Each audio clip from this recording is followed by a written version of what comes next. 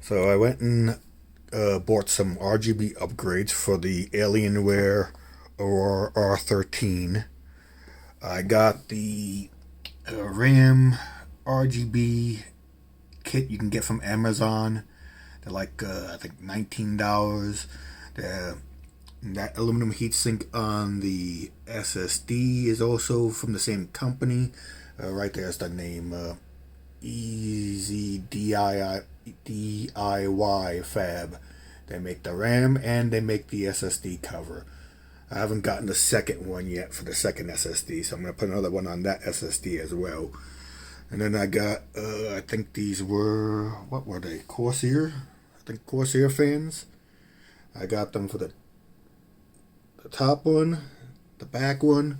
I also got the front two, but I wouldn't recommend you get the front two because there's a problem. The fans are not centered. So, as you can see out the front, you do see the fans to the front, but they're not centered.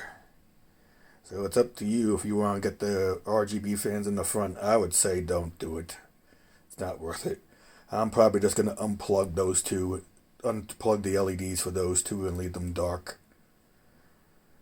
Now that I see that the fans are not centered.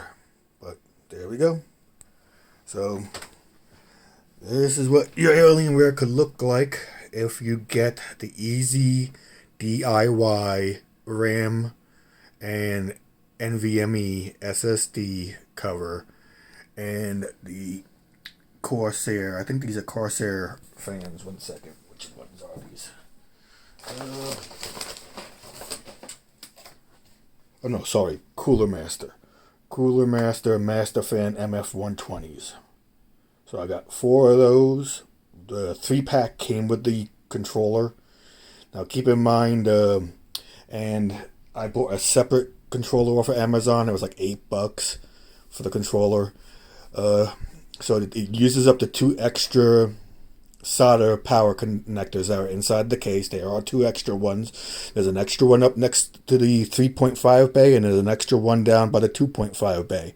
So I used those 2 solder connectors, and I used 2 separate RGB controllers. So these are cheap ones that you press the button and you change the color.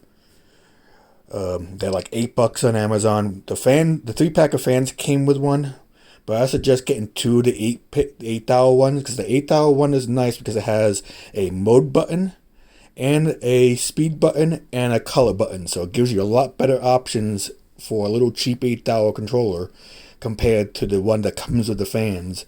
The one that came with the fans only allows you to cycle between like the RGB puke, the breathe in between the 3 colors, and then blue, green, and red. And so the fan one doesn't really give you many options.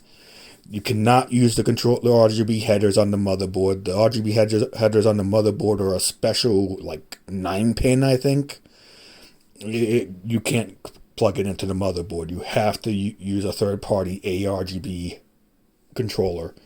So I suggest you get these. They're like it's like $8, and it's literally just a solder connector with a little 3-button plastic controller in the middle, and then the 3 pins coming out for ARGB. It's sitting down there. And I'll link it in the description. Actually, here, let me give me 1 second. Stores, Amazon, and orders, and this is it, the Zizo ARGB controller. It's $8, and it's got 3 buttons for mode, speed, and color.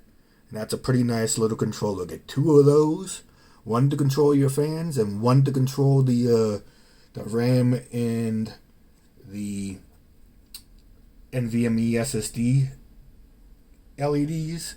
That's what I did. That way all the fans are one color, and then all the RAM and NVMe SSDs will be another color. And it works out pretty nice. It's not too expensive. The RAM cover is like $20. The SSD cover is like $20. $8 for the controller, and I think the fans would have been the most expensive part. The fans were like I think 50 for the kit for the 3-pack, and then an extra 15 for the single fan. So it was like 120, $150, something like that. I think $150 altogether, and it looks a lot better, I think.